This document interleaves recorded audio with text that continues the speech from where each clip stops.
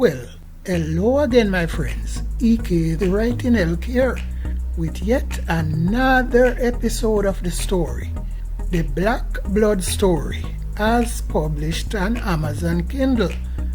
It's a story called Black Blood, Trace the Family Tree by E. Lloyd Kelly.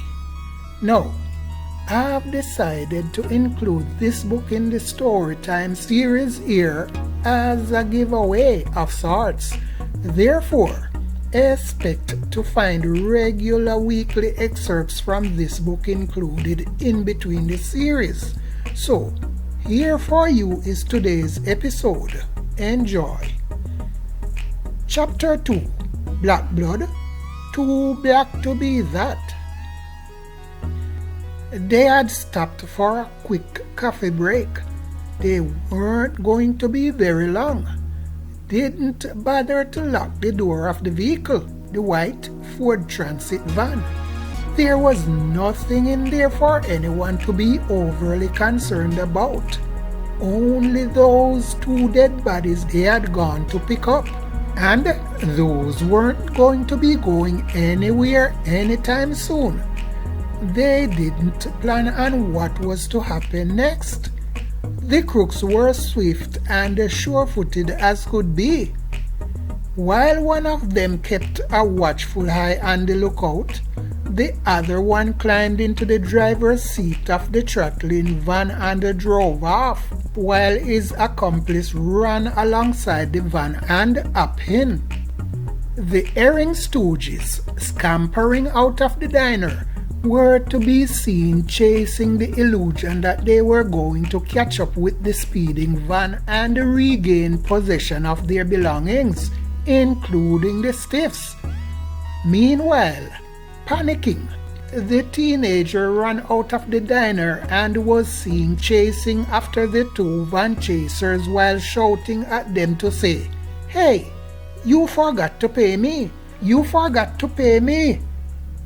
Later on down the road, two dead bodies fell out of a moving vehicle. Or were they pushed out, as some had argued?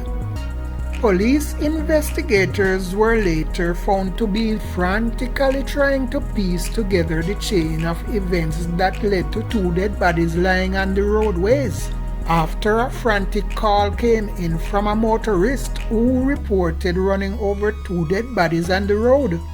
Did he cause the death of those two, or were they already dead when he hit them? He was wondering. The investigation into that one continues.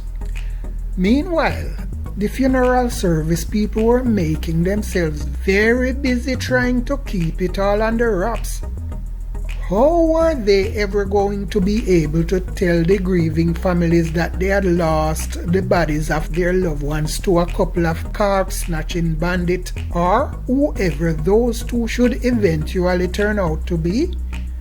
Luckily for them, though, they had a few things going in their favor. The funeral home people were tops in body makeup artistry, and the bodies did not both belong to the same family.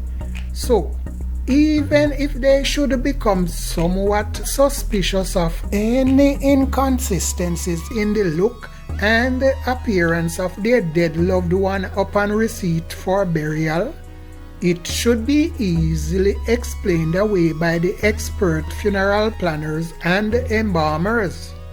After all, how likely is it that any one family would have had to deal with burying dead family members to become so well able to tell how a dead body in a casket ready for burial is supposed to look?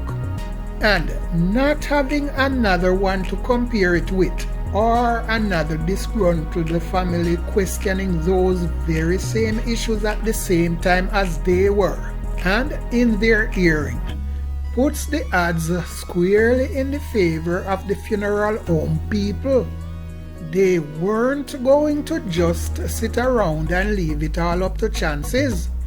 They were already busy with the job of trying to smooth out the rough spots. the narratives which were being played out in the public spheres quickly changed from one where a motorist ran over two dead bodies on the roadway to become one where two men were apparently struck and killed by a vehicle which did not stop and was then run over by a second vehicle. The driver of the second vehicle, thinking that he had run over two people who were there for whatever reason, lying on the street, then called the emergency hotline number to report it and was later taken to hospital where he was treated for shock and sent home. Someone somewhere was skillfully manipulating the facts and painting a different picture.